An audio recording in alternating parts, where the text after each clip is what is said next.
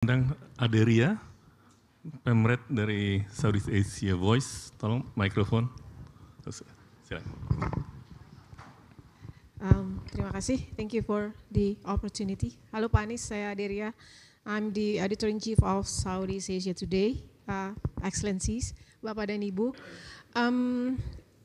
I came here yesterday, Pak, untuk mendengarkan pidato dari kandidat yang lain. Tapi dari kemarin dan hari ini saya belum melihat media itu masuk di dalam hal yang penting untuk foreign policy, your future foreign policy. Padahal kami sebagai media di Indonesia merasakan setidaknya yang berasa banget adalah saat ada perang Rusia dan Ukraina dan juga di Palestina Israel sekarang ini, kami mendapatkan banyak sekali semburan informasi dari perspektif masing-masing negara. Jadi untuk Russia dan Ukraine, I am in the same group with Pak Fasil. Where is Pak Fasil? Yeah, hi Pak. Yeah. So we got the perspective from the Ukrainian side.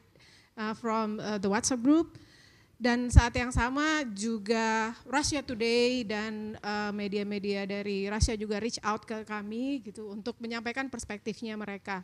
Begitu pula di di konflik Palestina Israel sekarang ini, kami juga mendapatkan banyak sekali semburan informasi dari pihak-pihak yang terlibat di sana.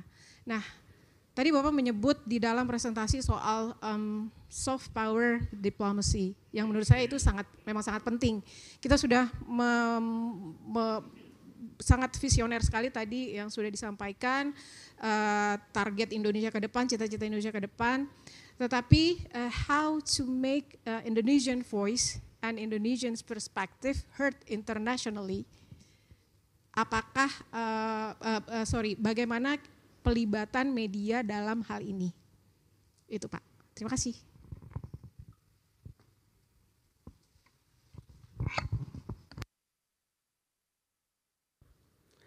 Kalau di dalam PowerPoint kami, kalau boleh ditayangkan ulang slide sebelum ini, sebelum terima kasih, sebelum lagi.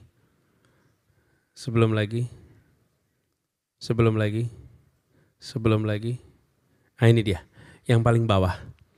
Kami melihat pentingnya ada pemulihan institusi, di sini terkait dengan media, penyehatan demokrasi, kebebasan pers, lalu pemberantasan korupsi. Ini garisnya. Jadi kami melihat satu, memberikan ruang untuk kebebasan pers. Yang kedua, Bapak Ibu sekalian, menghadirkan Indonesia di dunia itu statement.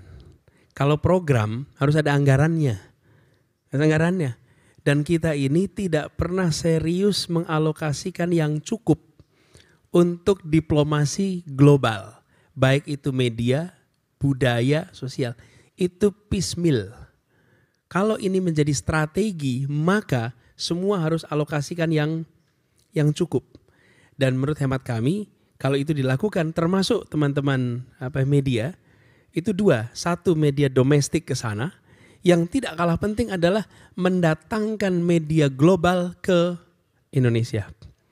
Itu punya dampak yang luar biasa. Jadi misalnya kalau terkait dengan ada recent konflik di sini, di sebuah lokasi, maka atau recent event, negara itu memberikan kesempatan kepada media-media kita untuk bisa berada di sana, untuk kemudian bisa hadir di sana. Event-event kultural, event pendidikan bisa didorong untuk ke sana. Harus ada alokasi anggaran yang cukup. Selama ini itu kurang diberikan. Lalu exchanges in term of journalist, editor, menurut saya ini penting sekali untuk kita berikan kesempatan untuk bertukar. Sebagai ilustrasi Pak, kita pernah mendatangkan jurnalis sastra budaya dari Jerman dalam angka yang cukup banyak.